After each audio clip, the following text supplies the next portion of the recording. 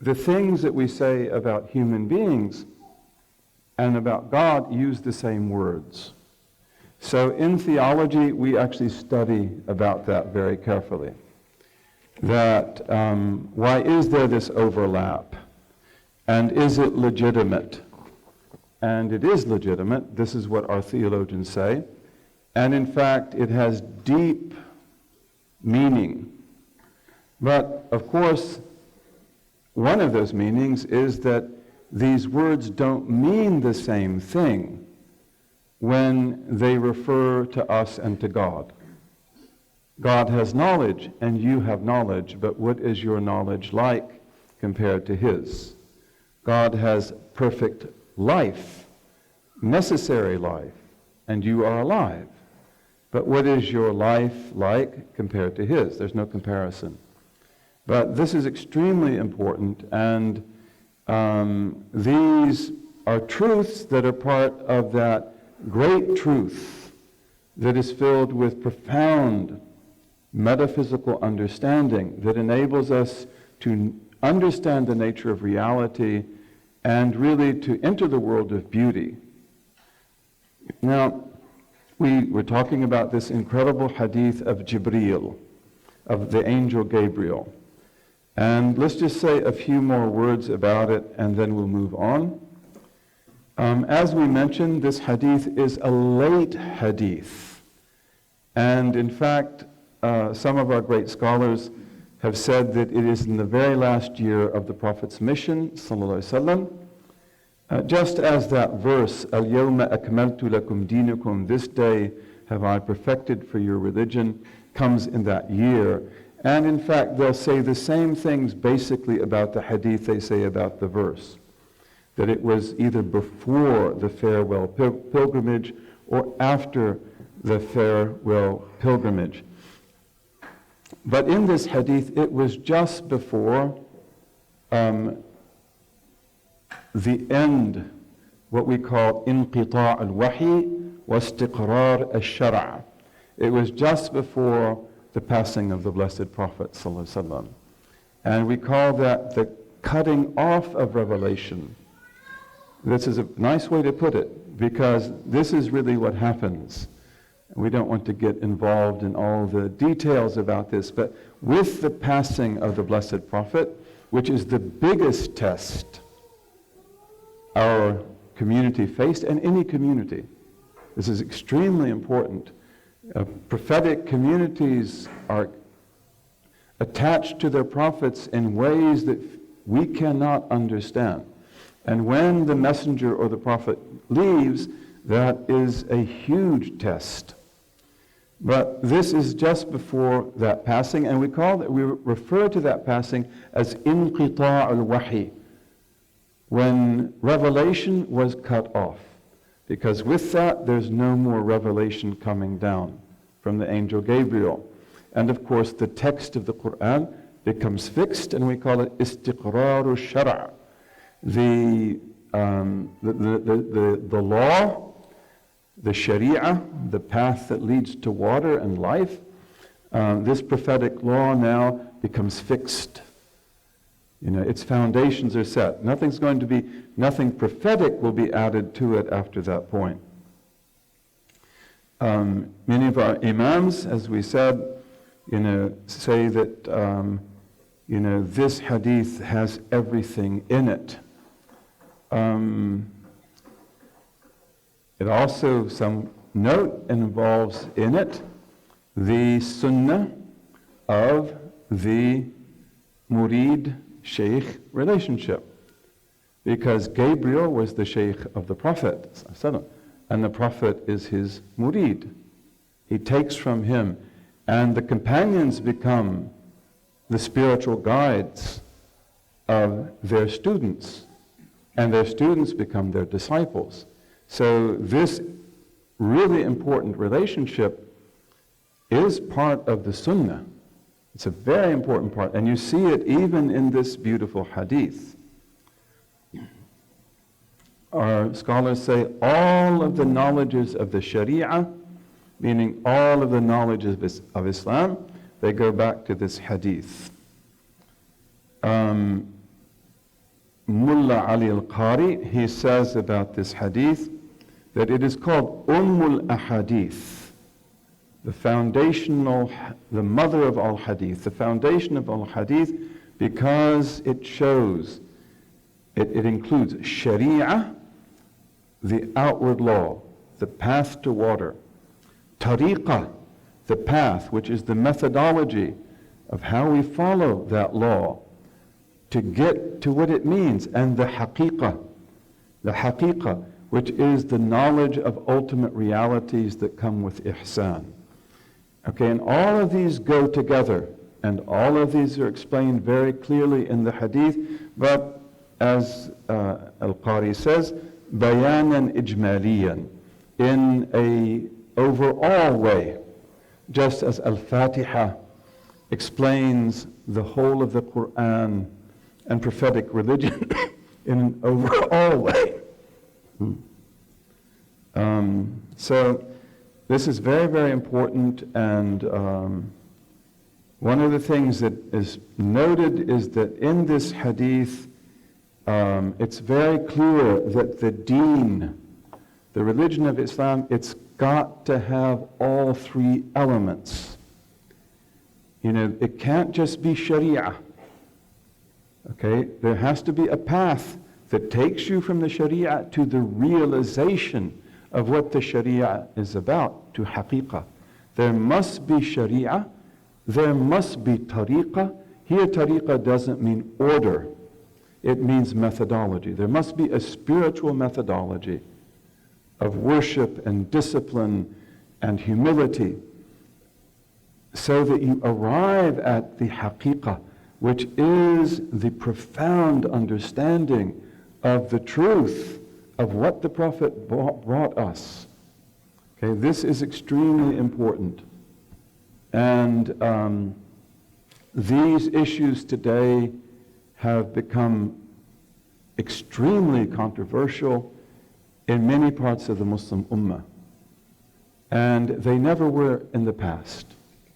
You know, ihsan, the spiritual path that leads to haqiqah, you know, this was realized to be an absolute essential of Islam. And it is, and this hadith shows us that. One of the realities about ihsan is that it gives us an answer for everything.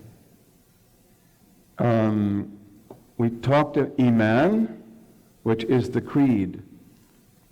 Iman enables us to think. When we learn Iman, we learn the basic aqidah, the creed. One of the things in doing that is we have to learn about intellect. And the fundamental role of intellect is to perceive first principles. Okay, first principles like, you know, the greater cannot come from the lesser. You know, this cup must either be still or moving. It must either have a beginning or no beginning. Okay, those are intellect issues, issues of the intellect, and they are absolutely definitive.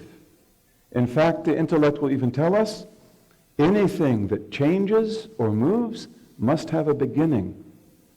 Anything that moves or changes must have a beginning. Pure intellect. And out of that we derive all sorts of knowledge.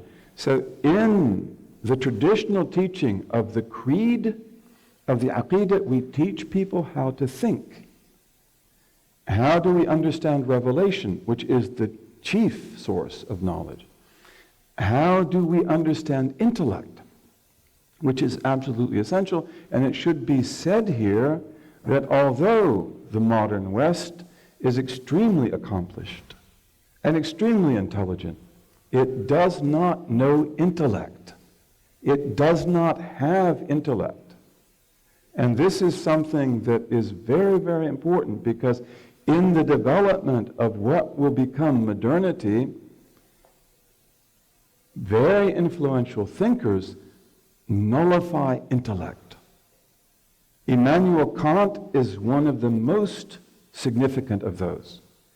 Immanuel Kant will essentially undercut the validity of all the intuitional certainties of intellect.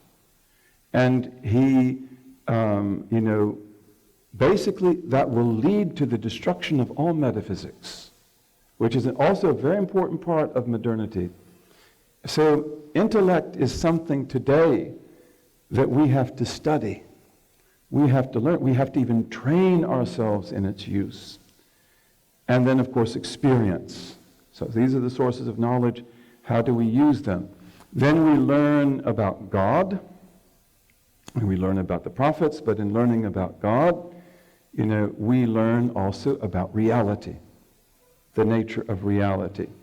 Okay? And this opens up the vista for us to understand the truth and to understand it profoundly and with conviction. That's Iman. It's very, very important, and it is regarded to be the first obligation of the Deen that you master your Aqidah profoundly. It can't just be that I believe this because I was told it was true. You have to understand it. You have to know it's true. That you know instinctively that God exists. Human beings know that instinctively. But what intellectual proof is there of that? There are many. The intellect always proves the existence of God. I'm talking here about real intellect. Okay? It always establishes the existence of the one whose being is necessary and who is totally unlike anything else. We say in our tradition, one of our great masters said, "Man la wujuda li dhatihi min dhatihi, فَوُجُودُهُ لَوْلَاهُ عَيْنُ الْمُحَالِ." That which has no existence of itself for itself, from its essence for its essence, its existence, were it not for God, is the very epitome of impossibility. Okay, I hope that's not too many words.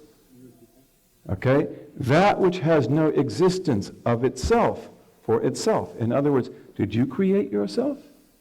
Did your scarf create itself? Did this cup create itself? It cannot account for its being by itself. And all of these things taken together, even though some of them come before others, and some of them are related to others in what appears to us as a causal fashion, they all have the same problem. The finite must point to the infinite. The finite does point to the infinite. Okay, that which has no existence of itself for itself, its existence, and do you doubt the cup exists? No. But its existence, if it were not for God, who has necessary existence, is the very epitome of impossibility. Okay, this is Iman. This is very basic for us. Many of us don't study it today, and that's a disaster. And even if we do study it, we usually have to be tutored through many, many things, like intellect. How does it work? The greater cannot come from the lesser. That's regarded as a manifest truth throughout human civilization until today. And today, in fact, we're taught, no, the lesser does come. The greater does come from the lesser. But I'm sorry, that's impossible. Yet that needs a great deal of explanation, for us to get it today. And we have to give that explanation. Okay, so Iman is extremely important. Iman buttresses you. And the Aqidah is it's intoxicating. It opens the mind. It enables you to be able to think, to be able to reflect. Okay, and but then when you come to Ihsan, which is the highest part of the Deen, and as we see in this hadith, it is not something marginal.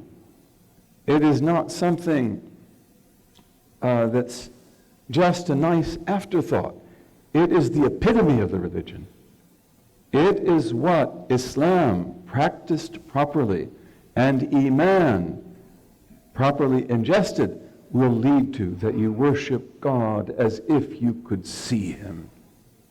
Okay, because this is what you're striving to do. This is what you're being taught to do.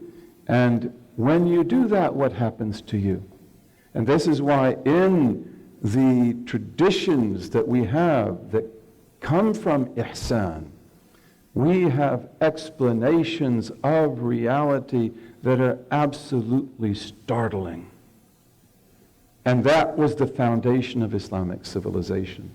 It's very, very important. And all of these elements have to be there.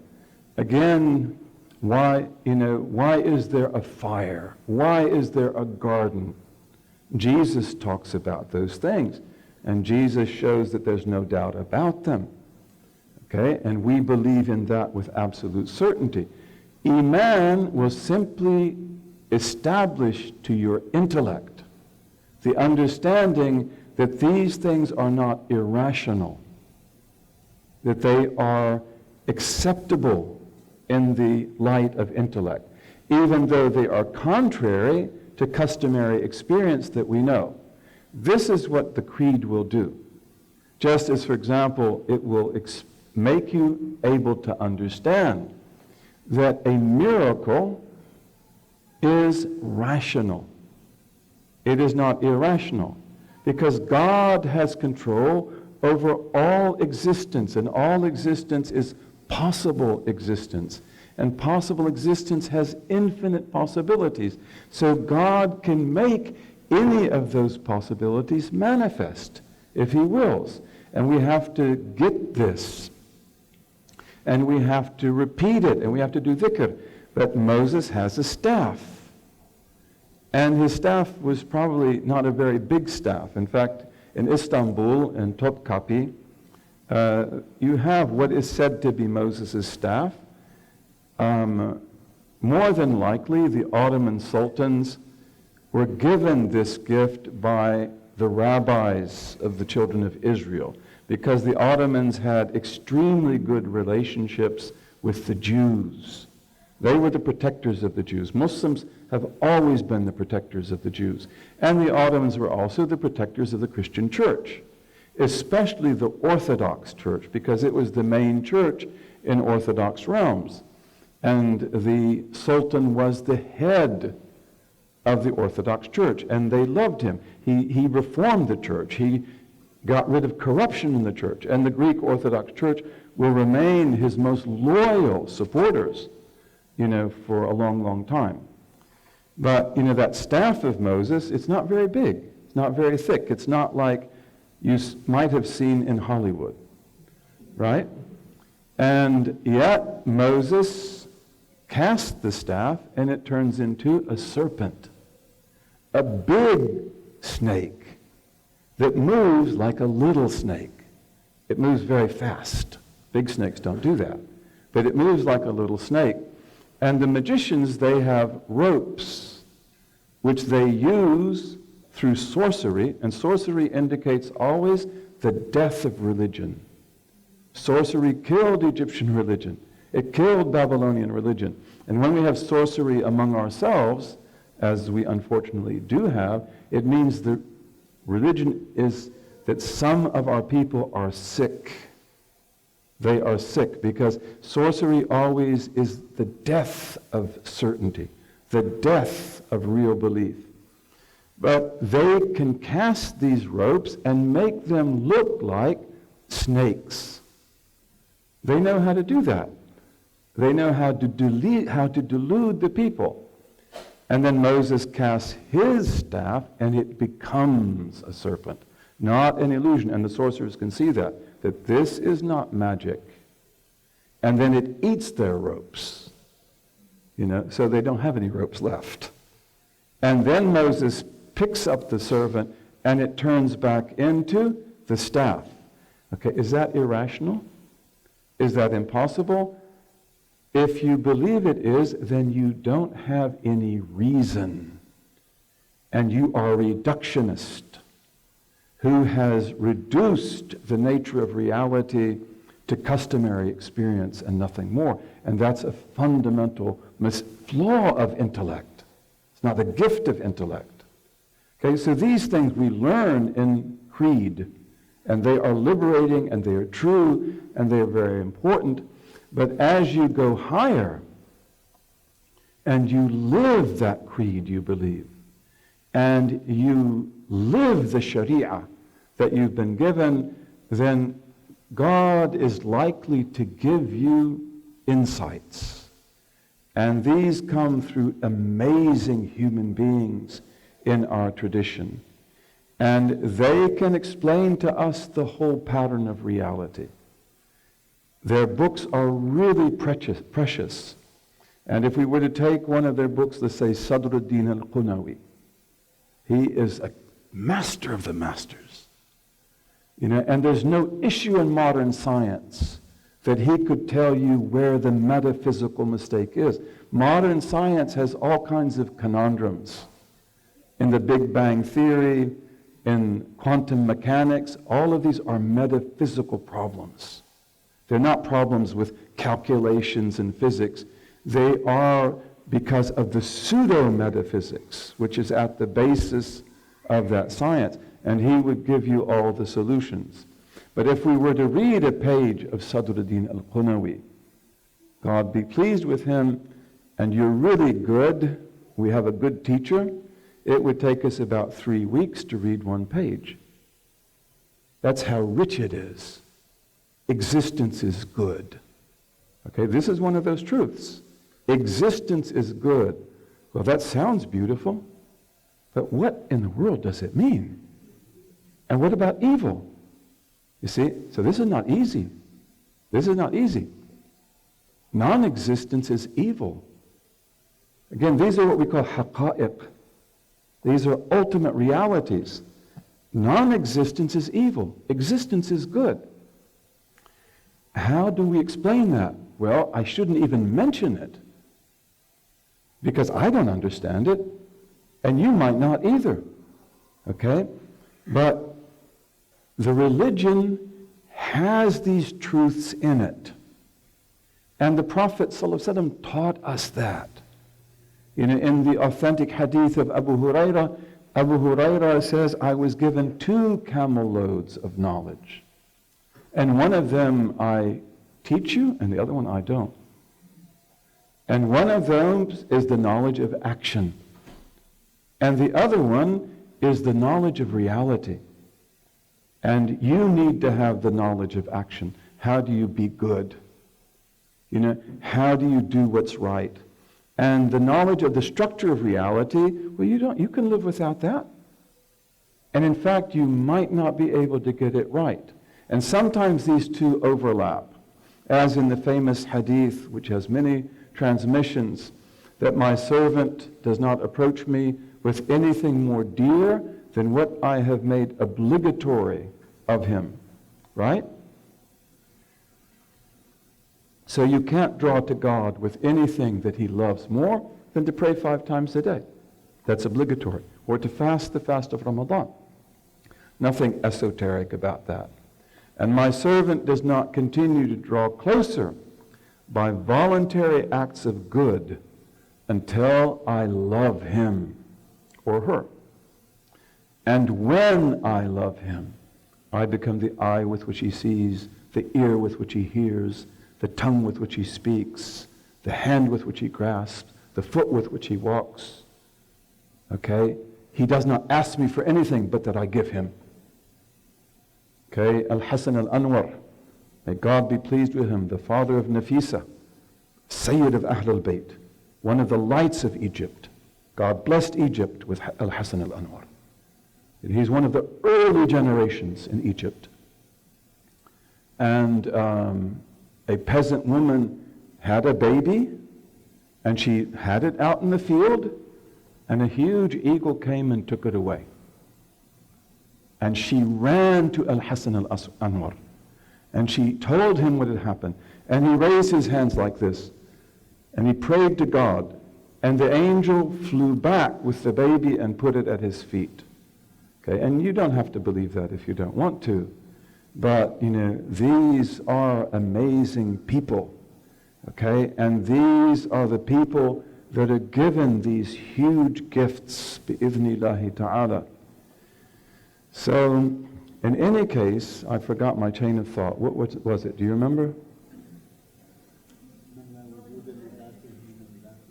We left that a long time ago. Are you still there? Okay, all right. So, in any case, forgive me for wandering. It's one of my biggest faults. Yeah, oh, thank you. Okay, you got it. Okay, good. She's paying more attention than you, okay? So, again, it's like, I become, that's it. See, Al-Hasan Anwar, he raised his hands like this, which we don't usually do, but I mean, the eagle took her baby. And so and then the angel turns around and brings the baby back. Okay? If he asks me, I will give him. These are the great awliya of Allah. Any believer is a wali of Allah, as a saint.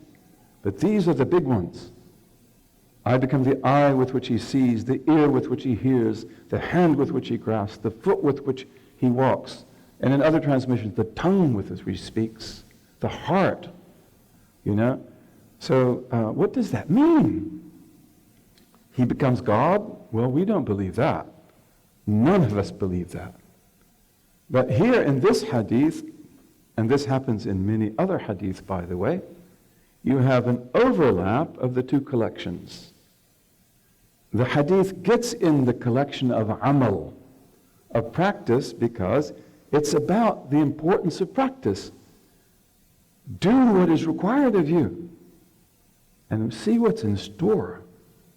You approach God, and then do more and more, sincerely and truthfully, and see what's in store. God will love you, and when He loves you, He will transform you. And I become the eyes with which He sees, the ears with which He hears, the hand with which He grasps, the foot with which He walks. So you don't think that He will know beauty? You don't think that He will create beauty? You don't think that He or she will unlock the secrets of beauty? They have the gifts. They have the gifts. They are the greatest treasure of all. And we have to respect them. And the hadith says, and whoever offends one of my awliya, I have declared war against. God says that. Whoever offends one of these people, He will declare war against. That's why we respect them. We respect Al-Hasan Al-Anwar, Sayyid Al-Nafisa, who is his blessed daughter, and others. Okay, we love these people. We respect them. And then God will love us. God loves you if you love the people that He loves. But these people are given the truths as an amana. And they teach that to people who are worthy of that amana.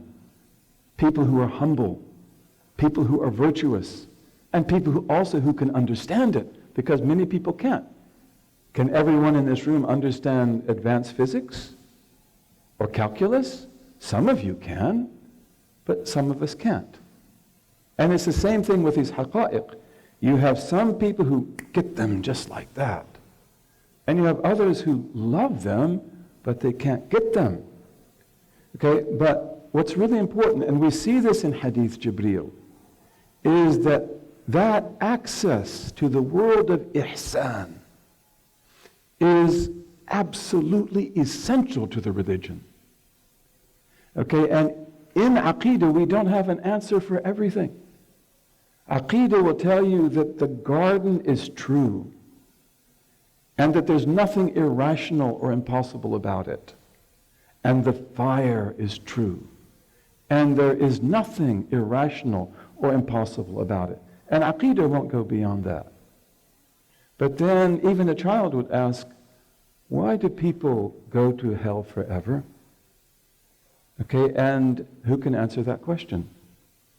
Al-Hasan Al-Anwar can answer.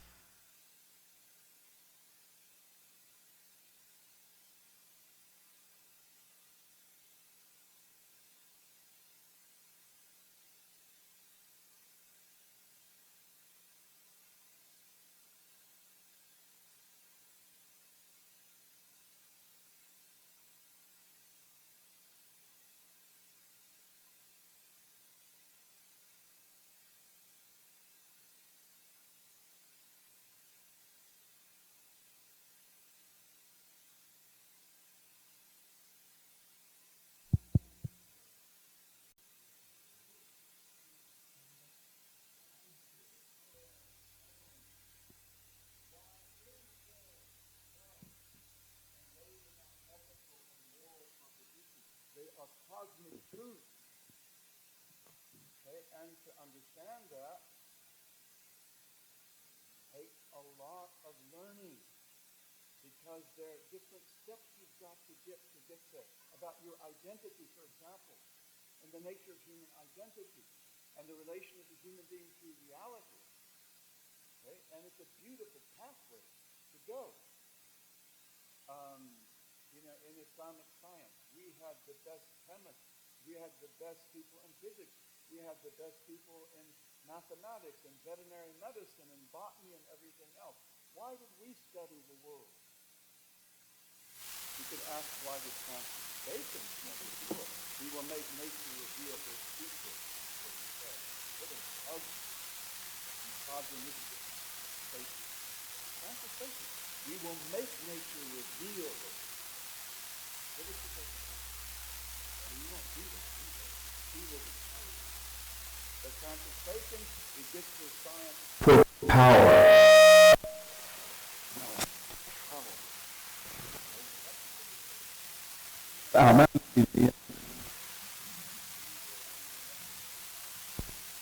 When we did science,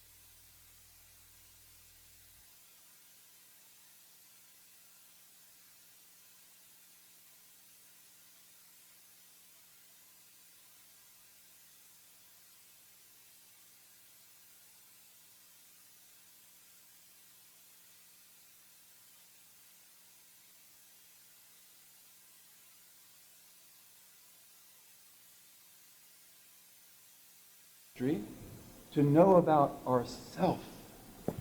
And Jabir ibn Hayyan, who was one of our earliest and greatest chemists, in one of his, is this good like this, just here? In one of his greatest works called Kitab al-Sab'in, the Book of 70, which is an amazing work on chemistry, written, almost 1,250 years ago. Jabir, he begins with the praise of God. He praises God, praises God, praises God. And then he talks about you and the purification of the self, and the necessity of the purification of the self. And then he warns the student that if you do not understand this or agree with this, you have no purpose in chemistry. No reason to study chemistry. Don't even do it. Why? Because chemistry is to discover about the self, to purify the self. Okay, that doesn't make much sense today. And you wouldn't get far with that in a modern chemistry department. But this is our dilemma, because the world hasn't changed. And that was based on a fundamental belief that we as Muslims had, and that many other people had, that man is the measure of all things.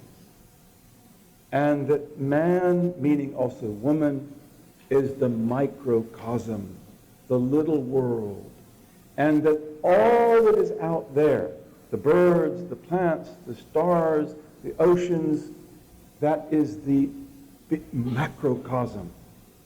That is the big world. And that world is the blueprint of you. And you are the blueprint of it. And therefore you study that world in order to discover the secrets of yourself. Now to me that is absolutely profound. And the knowledge that comes from that is absolutely profound. And one of the things that Jabir does and this is maybe some people would say even he's the imam in that, is he begins to root knowledge. And this is so important, because when you get the truth is principial. And therefore you take that principial truth and you begin to root all of the knowledge that you have in it. Jabir does that with chemistry. And he roots all of the realities of chemistry. And he's not an alchemist, he is a chemist. But he roots it in the fundamental principles of reality. We call that rooting knowledge. For example, in mathematics, there was Umar al-Khayyam, who was a great poet, Persian poet. He loved the Sufis. But Umar ibn al-Khayyam, he is one of the rooters of mathematics. This is one of the things he does. He loves mathematics. He breathes mathematics. But he roots it. That what are the universal principles in real mathematics? True numerology that are also overlapping with chemistry, physics, astronomy, the Quran, the Hadith, and everything else. Because, again, truth, splendor is the beauty of truth. Truth is one organic, harmonious reality that brings everything together. So there is no contradiction between science and between religion, or between chemistry and between economics. You know, it's all there. And this is what religion's got to have. If you destroy your metaphysics, you destroy religion. And, you know, we're not here to talk about modernity. And we're not here to belittle anyone. But in the history of the West, the path to modernity, which really begins with people like Descartes, it is based in the destruction of traditional Christian metaphysics. And Descartes takes the giant step. Descartes is the one who says that reality is made up of two basic things. Things, which is, you know, an extension in space, okay, and then the mind that perceives it. Okay, this is the foundation of what is called Cartesian dualism, the nightmare of the West. Okay, and, you know, we're not going to linger on this, but when Descartes does that, he has dealt a death blow to scholasticism. And, you know, scholasticism was the foundation of the medieval church. And, you know, scholasticism was profound. Don't think that it wasn't. We were taught that in school. You may not have been taught even what scholasticism is, but we were taught that the scholastics, they talked about how many angels could be on the head of a pin. Well, I'm sorry. They talked about things a lot more profound than that. And Descartes knew that when he made that definition of a thing, which is reductionist, then he had overturned the scholastic definition of a thing. Because the scholastic definition of a thing, like ours, would never be like that. The thing has got to have shape, it's got to have form, it has symbolic value, it has quality. Why did you leave that all out? Well, because Descartes wants to do quantitative physics, mathematical quantitative physics, and of course that's a big thing. We can do a lot with it, but it's not going to ever tell us about reality, because we began with a false definition. And then the definition of the mind is totally reductionist. And after that, how do we bring the two worlds together? Even Descartes himself, who believed in God, in the end, even though he said, ergo cogito ergo sum, I think, therefore I am, it's like, give me a break. You don't know you exist? I mean, you need to see a psychiatrist. Right? It's like, this is where he starts. This is really, you know, it's laughable. Okay? But even at the end of his life, do I really exist? Does that world really exist? And in the end, before he dies, he died of a cold. Pray for me, I have a cold. Okay, he died of a cold. But before he died, Descartes went through a dark night of doubt in which he could not establish that that world exists. That's very serious. And in the end he said, I believe in God. God is merciful. I do not believe God would deceive me. And so then he affirmed that the world exists. This is what we call philosophy? I'm sorry. It's a very bad beginning. And anyway, let's get back to where we were. You have to have sound metaphysics. And this is not something that is arbitrary or marginal. And even for us today, as Muslims, it's like, you know, you've got to know about Descartes, and you've got to tell me whether you agree or don't, because I don't agree. I think this is one of the biggest mistakes in human intellectual history. And, you know, all the problems of quantum physics and things like that, these are from these metaphysical mistakes. And there is a contemporary Christian writer who is a Catholic. His name is Wolfgang Smith, who is also a metaphysician. He's a scholastic. And he is a master of mathematics and modern physics. And if you want, you can read some of his books like The Quantum Enigma. You know, you may need some preparation to read Wolfgang Smith. But again, Wolfgang Smith and ourselves, we ought to be speaking the same language. I can relate very clearly to what he says, and I can only applaud him. You might not do that. You might not agree. And we don't agree with everything because he takes a Catholic Christian point of view, and we disagree on certain things. But nevertheless, it's not that far away. But you've got to have metaphysics. And the Ihsan tradition will give you that. The Ihsan tradition will answer all your questions. The kind of questions that children ask and that we can't answer. Okay, now what happens when you rule that out? You don't even allow the people of Ihsan to speak. Many of the masters, I'm even hesitant to mention their names here for fear of a firecracker, you know? But this is the way it is in our communities.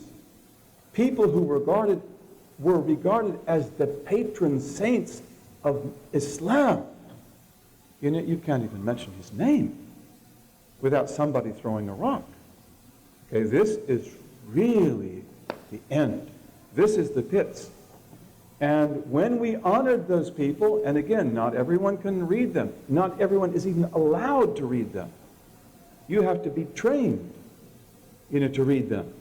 You have to be tutored, and you have to worship a long time. Okay, but you know,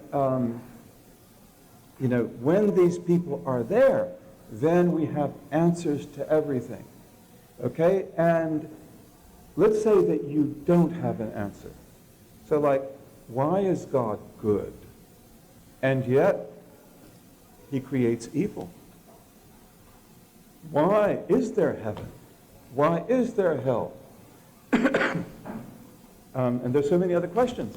Okay, many of those questions today, if you ask them to Muslim scholars, so-called scholars, Allah bless them, they might tell you that's an evil question. I know of a young man in one of our Muslim countries, I won't say it, because this is not typical of that country, who asked his teacher in the mosque about evolution. And his teacher, who quite frankly didn't have any answer at all, slapped him in the face. I was told that personally. Okay? Like that's the way to bring up a good religious student? No, at all, not at all. And we know that in many of our Sunday schools and many of the communities we work in, that if you ask certain questions, you will be told to please be quiet. And you may even be said to be bad. You're not a good Muslim. You don't really believe. No, I want to believe. And I want to be a good Muslim. But I need to know why these things are true. And again, in the Ihsan tradition, we've got answers to that. Okay, now, who understands those answers? Okay, maybe you do. Our brother Elman, he has the capacity to understand that, but how do we teach them to the people? What would be the answer? Do you want to try? Beauty. Beauty. Song. Music. Muslims produce mostly, we had music for building. We had music for weddings. We had music for war. And we also had music to teach people realities. And that's usually what Sufi music, that's always what it's doing. And it does it in a beautiful way. And you don't really know what they're saying, but you say it 1,000 times, like the Qawwali of India and Pakistan. What they are saying is profoundly true. Do you understand it? Probably not. But we love it. And you hear it again. And in India, for example, you have these beautiful songs that, again, they come from people like the Chishtis.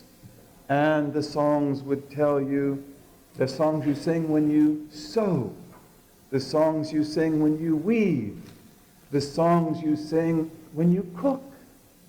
And they're very beautiful, simple songs. Even the Hindus sang them because they're so beautiful. But always they have sprinkled in them a little salt. And that salt is about haqiqah, about the nature of reality. And you think that this simple peasant woman could sit down and explain to you that existence is good? No. But she can sing the song. And so we're going to talk about that because these ultimate truths, which are essential for the survival of the religion, they've got to be communicated by beauty, which is the splendor of truth. And that beauty then, as we said before, it thinks for you. It attracts you. It brings you there. And that was there even in our carpets, even in our mosques, our bridges we built, the cities we made. Okay, and so all of this enables these haqa'iq, which are bigger than life, and which only few men and women can actually understand discursively. Like what we're doing right now is discourse. Okay, that's why it's difficult. Okay, but only a few people can understand discourse, but they can all understand the poet. You know, they can all understand the song. They can relate to that. They can all see the incredible beauty of this mosque. I know a person, you know, many years ago, who was really in trouble. And in fact, he was on cocaine. And we got him away from the bad company. We tried, ultimately we were able to get him away from cocaine, and to get him to a good company. But one of the things I did when I got him to a safe place was to just show him albums, what do we call them? You know, books full of pictures of mosques. And this was back in 1971. And you just say, wow, wow, wow. You know, but then after saying wow so many times, in a few weeks he became a Muslim. And he got off drugs and everything. He became clean, you know, and he made a break for his life. Okay, but see, that's what he could see. He couldn't say anything more than wow. They're like, this is true. This is real. So this is very, very important. And, you know, this is why the whole thing about ihsan is not arbitrary. I know of a great man who is a great discursive thinker, one of the best of our times. And he speaks Persian, Sayyid Hussein Nasr. And he went, and he's a really good man. And he went to Pakistan.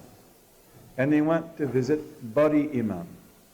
Bari Imam, the great Imam. You know, he's a descendant of Shaykh Abdul Qadir al-Jilani.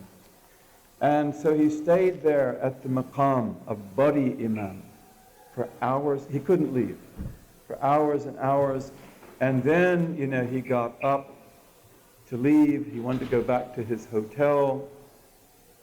There's no one around. His hotel is a long way away in Lahore.